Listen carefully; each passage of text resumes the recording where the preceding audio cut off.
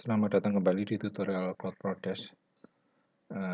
Video kita kali ini akan belajar mengenai bagaimana kita membuat read ID dan membuat kontrak read dari read ID tersebut. Seperti dijelaskan di video sebelumnya mengenai yang harus diketahui di setup, bahwa read ID itu adalah kelompok dari harga-harga kamar yang khusus ditawarkan oleh marketing tentang special rate atau kelompok dari rate-rate yang ada di bagian marketing strategi. Baik, cara membuat kontrak rate yaitu seperti berikut. Dari dashboard kita pilih marketing, bukan di setup ya, jadi marketing. Kemudian di marketing ini ada setup. Setelah setup, ini ada kontrak rate. Kontrak rate. Nah, di kontrak rate ini adalah daftar kontrak rate yang ada di hotel kita. Contoh misalnya kita mau membuat satu ID lagi, rate ID-nya yaitu misalnya honeymoon rate, misalnya seperti itu. Maka kita buat ID-nya dulu. Kita buat ID-nya di add new contract rate. Honeymoon rate itu termasuk apa-apa please misalnya begitu ya. Tapi ini rate-nya namanya honeymoon rate. NRT, honeymoon rate. Honeymoon rate. Seperti ini. Ini kita kosongin aja. Kita kosongin karena ini tidak ada hubungannya dengan company. Tapi kalau misalnya ada sebuah rate yang khusus kita berikan kepada company atau travel agent khusus, dia punya rate sendiri, maka contact person dari ini harus kita isi lebih lengkap. Nah, ini karena ini sesuatu yang publish, maka ini saya kosongin. Seperti itu, honeymoon rate. Allotment kita kosongin dulu, kita langsung submit. Oke. Setelah kita isi, maka di sini ada muncul honeymoon rate. Honeymoon rate, HNRT. Seperti ini. Setelah ini diisi, kodenya rate ID-nya sudah ada HNRT ini. Sekarang kita isi berapa rate untuk honeymoon rate ini. Mungkin ini adalah harga khusus. Maka pada saat kita untuk mengisi detail dari honeymoon rate, kita isi dengan klik kontrak rate ini. Ini adalah kontrak rate untuk honeymoon rate. Nah, ini masih kosong. Setelah itu kita pilih rate default yang ada dari post revenue yang sudah kita buat sebelumnya. Add new rate. Nah, kita pilih ini. Kita pilih dari yang sudah kita siapkan di defaultnya, default rate kemarin yang di post revenue. Ya, ini kita pilih.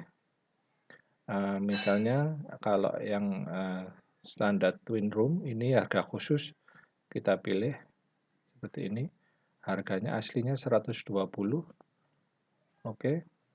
Nah, tapi untuk di honeymoon rate harga publishnya 120, untuk honeymoon rate cuman harganya 110 misalnya begitu.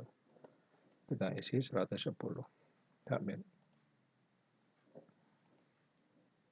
Nah, seperti ini. Jadi pada saat dipilih rate honeymoon rate, kita pilih standar room, otomatis harga yang keluar adalah 110. Kemudian misalnya yang deluxe, oke. Maka kita kasih harga rate-nya dia lebih murah ini. 130 misalnya begitu. Nah, cuman honeymoon rate misalnya itu tapi yang high season untuk standar twin room tidak bisa 110. Yang high season ini harganya 100 tambah lebih mahal misalnya 130. Maka saya pilih standar twin tetap. Oke. Oke. Nah, ini ada dua. Standar twin room ya. Ini ada dua. Cuman yang ini adalah yang high season. Saya tulis di sini high season.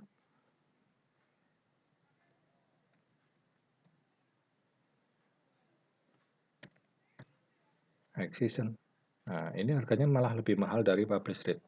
Misalnya seperti itu. Nah, jadi pada saat kita pilih honeymoon rate untuk kelas standar twin room, maka nanti akan ada pilihannya mau yang high season apa yang low season seperti itu. Maka ada pilihannya, price-nya sudah di split sendiri oleh sistem.